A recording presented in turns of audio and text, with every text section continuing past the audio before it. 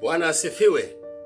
Nataka tusome katika kitabu cha Yohana mlango wa 4 na mstari wa 35 ambayo inasema hamsemi ya kuwa miezi minne ndipo mavuno yaja. Tazama, mimi nawaambieni, inueni macho yenu muyatazame mashamba ya kuwa yamekuwa meupe kwa kuwa tayari kwa mavuno. Yesu alikuwa anaambia wanafunzi wake kwamba watu husema ya kwamba baada miezi minne mavuno yaje. Lakini nataka niwaambie kwamba Yesu aliambia wanafunzi wake ya kwamba angalieni katika mashamba, mavuno yako tayari kwa mavuno.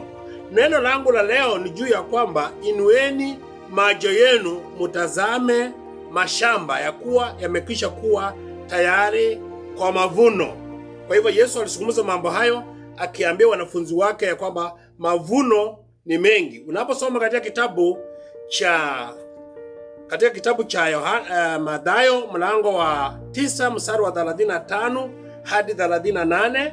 38 nasema, na Yesu alikuwa akizunguka katika miji yote na vijijini akifundisha katika masinagogi yao na kuihubiri habari njema ya ufalme na kuambia na kuponya magonjwa yote na udhaifu na kila aina. Na alipoona makutano aliwahurumia kwa sababu walikuwa wamechoka na kutawanyika kama kondoo wasio na mchungaji. Wapendwa, jukumu hili la kwamba tumepewa na Bwana wetu Yesu Kristo ya kwamba tuende tukaweze kuvuna katika mashamba yake.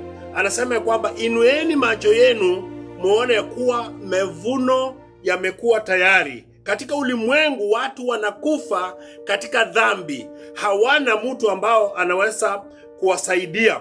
Ndio akasema kwamba inueni macho yenu mutazame mavuno yako tayari. Wakati Bwana wetu Yesu Kristo alipofufuka kutoka wafu, Biblia inasema kwamba akaja kwao, akasema na wao, akawaambia, nimepewa mamlaka yote mbinguni na duniani.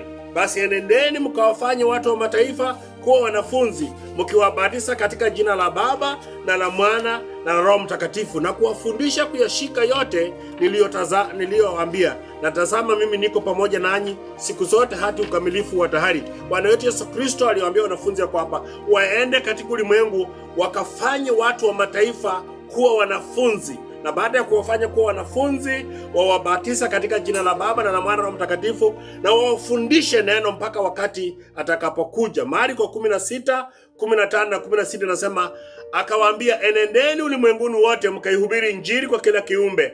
Aaminie na kubatizwa ataokoka, asiamini atahukumiwa.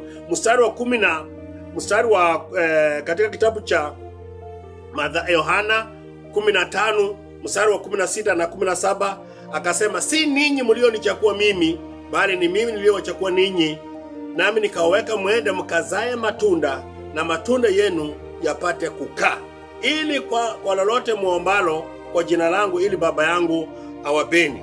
Alafu mstari wa 17 akasema, haya na waamuru ninyi mupendane. Kwa hivyo Yesu akasema kwamba si sisi tulimchagua Yesu Kristo, bali Kristo alituchagua sisi ili tuende tukazae matunda na matunda yetu yapate kukaa. Anaposema kwamba twende tukazae matunda, anamaanisha kwamba twende tulete watu kutoka ulimwenguni, tuwalete kwa Yesu, tuwahubirie Injili, wamwamini Yesu Kristo kama Bwana na Mwokozi wa maisha yao. Yesu Kristo awaokoe, na baada ya kufanya hivyo aweza kuwafundisha neno la Mungu. Kwa hivyo wapendwa, hii ni jukumu letu sisi kama Wakristo kuenenda nje na kuleta habari njema ambayo ni habari ya Yesu Kristo. Nikimaliza ujumbe wangu, hii ni mkutasari tu ya kwamba Yesu akasema ya kwamba inueni macho muone mashamba yamekuwa tayari kwa mavuno. Kwa hivyo alikuwa anasema muinue macho yenu muangalie ulimwengu, wenye dhambi ni wengi. Kwa hivyo tunahitaji kuwaendea na kuwaleta kwa Yesu.